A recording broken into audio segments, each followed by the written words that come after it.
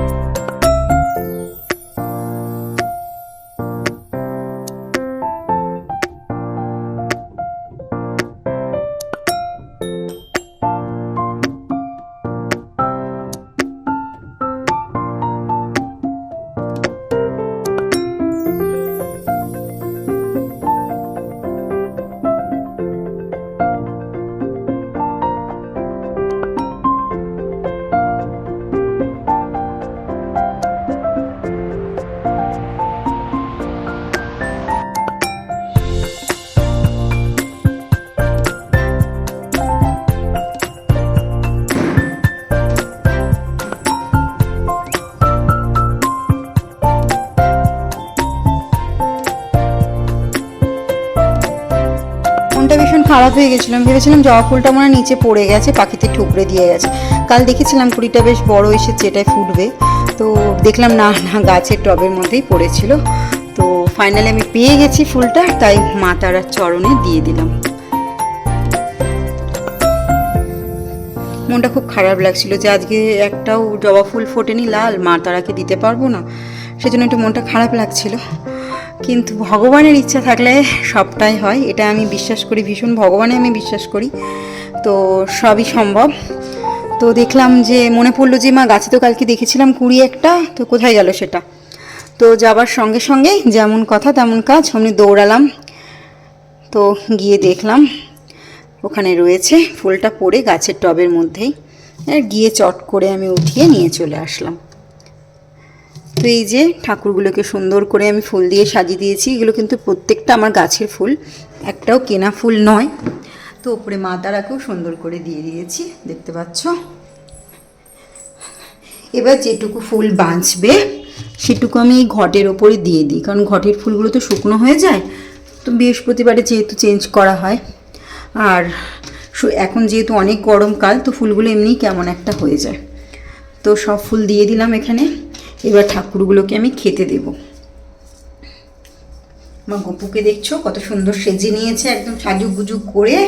ওকে খালি পারফিউম লাগানো হয়নি গপুকে, গপু কিন্তু আমাদের পারফিউম মাখে। প্রতিদিন ভাবি তোমাদেরকে শেয়ার করব, মেয়ের জন্য ওকে রেডি করতে নিজের সময় থাকে, সেগুলো করতে করতে না আমি আর সময় পেয়ে উঠি না। তো গপুকে একটু পারফিউম লাগিয়ে দিলাম।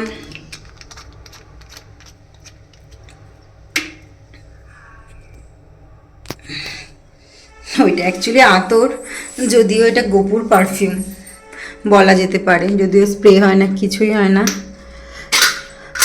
খালি একটু ঘষে দিলেই হয়ে যায়। এগুলো শুধুমাত্র ঠাকুরের জন্যই কিনতে পাওয়া যায় বাজারে, তো সেগুলোই আমরা কিনে এনে থাকি। তো চলো ঠাকুরগুলোকে সুন্দর করে খেতে দেবো, তার আগে আমি থালাগুলোকে সুন্দর করে সাজিয়ে দিই। আজকে ঠাকুরের এই বাসনগুলোকে চমকানো হলো না, কারণ একে পুরো চকচকে করি, পিতাম্বরীটা শেষ হয়ে গেছে, আর চার না করে তো আনতে পারবো না। তো সেই জন্য এইগুলো ওপরে যাবে, এই প্লেটগুলো এখানে রেখে নিয়ে এখন আপাতত সাজিয়ে তারপর ওপরের ঠাকুরগুলোকে দেবো। তো আর পিতাম্বরী আনতে বলবো বলেও ভুলে যাচ্ছি। আর বড় আজকে গেছিলো গাড়ি সার্ভিসে দিতে, তো সেই জন্য আর বলা হয়নি যে তুমি গিয়ে এনে দাও বলে, কারণ ওর নালে লেট হয়ে যাবে সেই জন্য। তো সমস্ত ঠাকুরকে এই যে খেতে দিয়ে দেবো আমি। খুব অল্প সামান্য দিই, কখনো কখনো ফ্রুটস দেওয়া হয়। আর যেহেতু আমার ফ্রিজটা আঁশ ঠেকাঠেকি, যতই ডবল ডোরের হোক আমার মনে হয় যেন পুরোটাই আঁশ ওপরে রাখা হলো। আমি না ঠিক ঠেকাঠেকি করলে ঠিক ভালো লাগে না, তো সেই জন্য আমার আর আলাদা করে এনে রাখা হয় না। নাহলে ফল সবসময় থাকে, কিন্তু ঠাকুরের কাছে যখন আনা হয়, যেদিনকে টাটকা আনা হয় সেদিনকে শুধুমাত্র সরিয়ে রাখা হয়।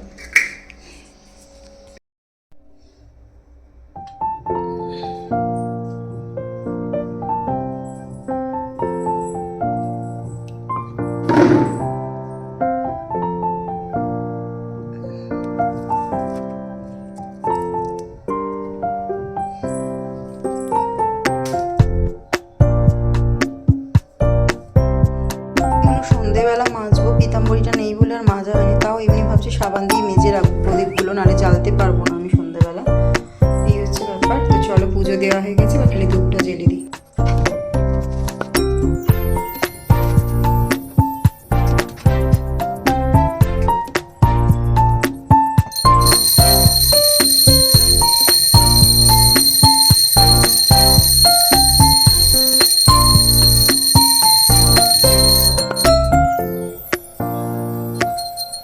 কেটে নিয়েছি আমি আম, যেটার এখন হবে চাটনি, আর এটা হবে ক্যাঁকড়ার যে ঝাল হবে। ক্যাঁকড়া কাঁকড়া যাই হোক কিছু বলে, আমরা ক্যাঁকড়াই বলি, আমরা ঘটি। তো এই যে হচ্ছে এখানে ক্যাঁকড়া রয়েছে, এই যে জল দিয়ে ভেজানো রয়েছে। এখানে পেঁয়াজ কেটে নিয়েছি। আজকে রান্নাটা হচ্ছে সর্ষের তেলে। তো